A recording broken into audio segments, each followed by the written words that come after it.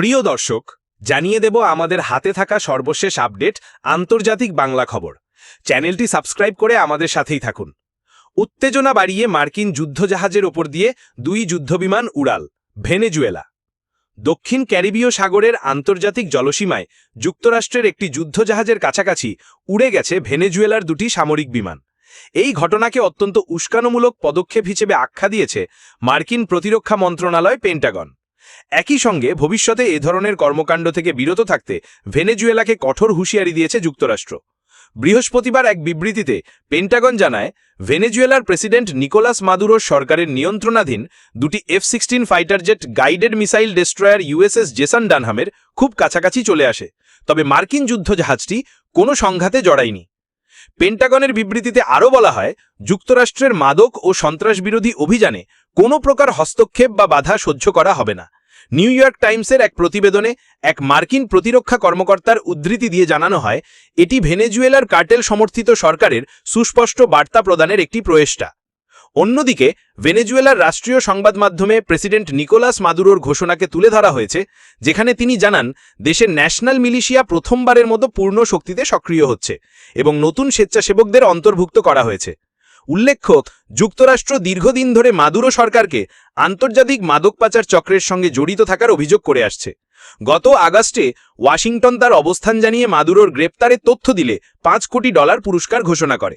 এরপর যুক্তরাষ্ট্রের নৌবাহিনী ভেনেজুয়েলার উপকূলে একাধিক যুদ্ধজাহাজ এবং একটি পারমাণবিক চালিত সাবমেরিন মোতায়েন করে।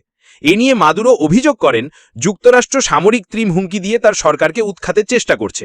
তিনি হুঁশিয়ারি দেন, দেশ আক্রমণের শিকার হলে ভেনেজুয়েলা নিজেদের অস্ত্রধারী প্রজাতন্ত্র হিসেবে রূপান্তরিত করবে। এমন উত্তেজনাপূর্ণ পরিস্থিতির মধ্যেই গত মঙ্গলবার যুক্তরাষ্ট্রের বাহিনী দক্ষিণ ক্যারিবীয় সাগরে একটি দ্রুতগামী নৌকায় হামলা করে, যেটাকে তারা মাদক পাচারকারীদের নৌকা হিসেবে দাবি করেছে। এই অভিযানে 11 জন নিহত হয়। তবে ভেনেজুয়েলা এই ঘটনাকে বিচার বহির্ভূত হত্যাকাণ্ড হিসেবে আখ্যায়িত করেছে। কারাকাসের দাবি, যুক্তরাষ্ট্র বিনা প্রমাণে সাধারণ মানুষকে হত্যা করেছে।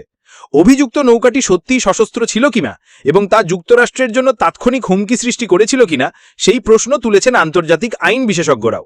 এবার জানিয়ে দেব, ইরানের পারমাণবিক স্থাপনায় হামলা, বৈশ্বিক নিরাপত্তার জন্য হুমকি, জাতিসংঘে ইরান।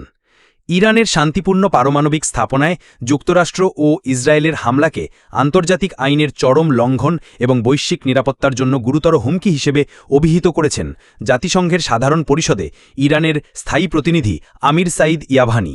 বৃহস্পতিবার 4 সেপ্টেম্বর পারমাণবিক পরীক্ষা নিরীক্ষার বিরুদ্ধে আন্তর্জাতিক দিবস উপলক্ষে অনুষ্ঠিত জাতিসংঘের এক উচ্চ পর্যায়ের বৈঠকে তিনি এই মন্তব্য করেন।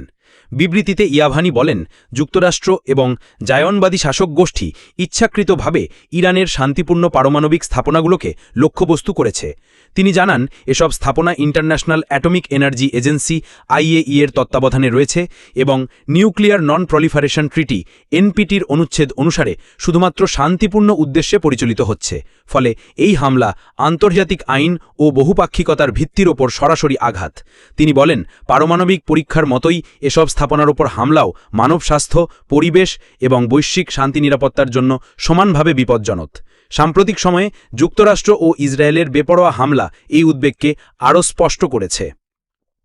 ইয়াভানি আরও জানান, ইসরায়েলি বাহিনী ইরানের শহরে অবস্থিত IMS অর্থাৎ ইন্টারন্যাশনাল মনিটরিং সিস্টেম স্টেশনগুলোতেও হামলা চালিয়েছে, যা সমানভাবে উদ্বেগজনক। এ ধরনের বেআইনি কর্মকাণ্ড এসব স্থাপনার নিরাপত্তা ও অখণ্ডতাকে বিপন্ন করছে এবং প্রযুক্তিগত কর্মীদের জীবনকে ঝুঁকির মুখে ফেলছে। একই সাথে CTBTO অর্থাৎ comprehensive nuclear test ban treaty অর্গানাইজেশনের বিস্তৃত উদ্দেশ্যকেও দুর্বল করে তুলছে। ইয়াভানি আন্তর্জাতিক সম্প্রদায়ের প্রতি আহ্বান জানান, এই কর্মকাণ্ডগুলোর জোরালো নিন্দা জানাতে হবে এবং যারা আন্তর্জাতিক আইন ভঙ্গ করেছে তাদের জবাবদিহির আওতায় আনতে হবে। তিনি জোর দিয়ে বলেন, পারমাণবিক স্থাপনাগুলোর অক্ষত থাকার নিশ্চয়তাকে একটি অপরিবর্তনীয় নিয়মে পরিণত করতে হবে, যাতে অপরাধীরা বুঝতে পারে যে এই ধরনের গুরুতর লঙ্ঘনের জন্য তারা কোনোভাবেই দায়মুক্তি পাবে না।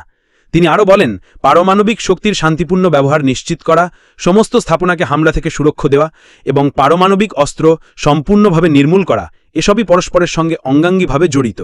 ইয়াভানি সতর্ক করে বলেন, নতুন হুমকির মুখে নীরব থাকা অতীতের শহীদদের প্রতি বিশ্বাসঘাতকতা হবে। আমাদের অবশ্যই পারমাণবিক বিপদের বিরুদ্ধে রুখে দাঁড়াতে হবে এবং এমন একটি পৃথিবীর জন্য কাজ করতে হবে যেখানে পারমাণবিক শক্তি ধ্বংসের নয়, বরং মানবজাতির অগ্রগতি ও মর্যাদার জন্য ব্যবহৃত হবে। অন্যদিকে ইসরায়েলের বিরুদ্ধে যুদ্ধাপরাধের প্রমাণ দেওয়ায় 3 ফিলিস্তিনি সংস্থার বিরুদ্ধে মার্কিন নিষেধাজ্ঞা। গাজা যুদ্ধ ও ইসরায়েলের দখলদারির বিরুদ্ধে আন্তর্জাতিক অপরাধ আদালতের এবং আইসিসির তদন্তে সহযোগিতা করার অভিযোগে 3টি শীর্ষস্থানীয় ফিলিস্তিনি মানবাধিকার সংস্থার বিরুদ্ধে নিষেধাজ্ঞা দিয়েছে যুক্তরাষ্ট্র। সংস্থাগুলি হল রামাল্লা ভিত্তিক আল হক, গাজানগর ভিত্তিক Palestinian centre for human rights বা পিসিএইচআর ও Al Mizan centre for human rights. গতকাল বৃহস্পতিবার মার্কিন অর্থ মন্ত্রণালয়ের নিষেধাজ্ঞার তালিকায় সংস্থাগুলোর নাম যুক্ত করা হয়।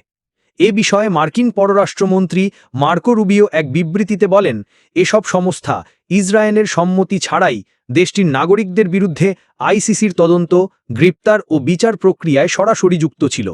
এই কারণেই সংস্থাগুলোকে নিশানা করা হয়েছে। এর আগে ইসরায়েলের প্রধানমন্ত্রী বেনিয়ামিন নেতানিয়াহু ও সাবেক প্রতিরক্ষামন্ত্রী ইয়োভ গালান্তের বিরুদ্ধে গাজায় যুদ্ধাপরাধের অভিযোগে গ্রেপ্তারি পরোয়ানা জারি করায় আইসিসির ওপর নিষেধাজ্ঞা দিয়েছে মার্কিন প্রশাসন। ওই অভিযোগে দায়ের হওয়া মামলায় প্রমাণ সরবরাহ করেছিল এই 3 ফিলিস্তিনি সংস্থা। আল হক পশ্চিম তীর ও আন্তর্জাতিক অঙ্গনে দীর্ঘদিন ধরে ইসরায়েলের মানবাধিকার লঙ্ঘনের জবাবদিহি নিশ্চিত করার চেষ্টায় কাজ করছে। অন্যদিকে গাজা ভিত্তিক পিসিএইচআর ও আল মিজান চলমান যুদ্ধের নথিপত্র তৈরি করছে। এক যৌথ বিবৃতিতে সংস্থাগুলো যুক্তরাষ্ট্রের এই পদক্ষেপকে চরম অন্যায়, অমানবিক, বেআইনি ও জনগণ বিরোধী বলে নিন্দা জানিয়েছে। বিবৃতিতে সংস্থাগুলো বলেছে, যখন আমাদের পক্ষের ওপর গণহত্যা চলছে তখন মানবাধিকার সংস্থাগুলির ওপর এমন নিষেধাজ্ঞা শুধু সেই দেশে দিতে পারে যে দেশ আন্তর্জাতিক আইন ও মানবতার প্রতি কোনো শ্রদ্ধা রাখে না। সবশেষ জানিয়ে দেব, কারাদণ্ডের ভয়ে থাইল্যান্ড ছাড়লেন সাবেক প্রধানমন্ত্রী থাকসেন। আদালতের রায়ের আগেই দেশ ছাড়লেন থাইল্যান্ডের প্রভাবশালী সাবেক প্রধানমন্ত্রী থাকসিন শিনাওয়াত্রা। এই রায়ে তাকে কারাদণ্ড দেওয়া হতে পারে। বৃহস্পতিবার পুলিশ জানায়, সংসদীয় ভোটের একদিন আগে থাকসিন নিজের ব্যক্তিগত বিমানে থাইল্যান্ড ত্যাগ করেছেন। সিএনএনের খবরে বলা হয়, বৃহস্পতিবার সন্ধ্যায় অনেক থাই নাগরিক ফ্লাইট ট্র্যাকিং ওয়েবসাইটে চোখ রেখেছিলেন থাকসিনের বিমানের গতিপথ দেখার জন্য। স্থানীয় গণমাধ্যমে খবর আসে যে তিনি ব্যাংককের ডন মুয়াং বিমানবন্দরে ছিলেন এবং ইমিগ্রেশনে কিছু সময়ের জন্য তাকে আটকানো হয়েছিল। পরে জানা যায় তিনি 2 দিনের জন্য চিকিৎসা পরীক্ষা করাতে সিঙ্গাপুর যাচ্ছেন। পুলিশের পক্ষ থেকে জানানো হয়, আদালতের কোনো নিষেধাজ্ঞা না থাকায় তিনি দেশ ত্যাগ করতে পেরেছেন। তবে সামাজিক যোগাযোগ মাধ্যমে নানা জল্পনা ছড়িয়ে পড়ে। অনেকে ধারণা করেন থাকসিন হয়তো আবার দুবাইয়ে ফিরে যাবেন, যেখানে তিনি আগে ক্ষমতার অপব্যবহার ও স্বার্থের দ্বন্দ্বজনিত মামলার কারণে দীর্ঘদিন স্বেচ্ছা নির্বাসনে ছিলেন। এই সফর এমন সময় হল যখন কয়েকদিনের মধ্যে আদালত তার বিরুদ্ধে একটি মামলার রায় দেবে, যা হলে তাকে কারাগারে পাঠানো হতে পারে। আর ঠিক তার আগের দিন তার মেয়ে, সদ্য ক্ষমতাচ্যুত প্রধানমন্ত্রী পেতংতারন শিনাওয়াত্রার উত্তরসূরি নির্বাচনের জন্য সংসদে ভোট হওয়ার কথা রয়েছে। থাকসিন এর আগে 15 বছরেরও বেশি সময় নির্বাসনে কাটিয়ে 2023 সালে থাইল্যান্ডে ফেরেন। ফেরার আগে তিনি সেনাবাহিনী ও রাজতান্ত্রিক প্রতিষ্ঠানের সঙ্গে একটি সমঝোতায় পৌঁছান। এই সমঝোতার মাধ্যমে উভয় পক্ষই লাভবান হয়েছিল, কারণ এতে করে জনপ্রিয় তরুণ প্রজন্মের সংস্কারপন্থী দল ক্ষমতায় আসা থেকে বিরত হয়। দেশে ফেরার পর থাকসিনকে 8 বছরের কারাদণ্ড দেওয়া হলেও রাজা সেটি কমিয়ে 1 বছর করেন। স্বাস্থ্য সমস্যার অজুহাতে তিনি কারাগারে মাত্র 24 ঘণ্টারও কম সময় কাটিয়ে 6 মাস ভিআইপি হাসপাতালের কক্ষে ছিলেন এবং পরে প্যারোলে মুক্তি পান।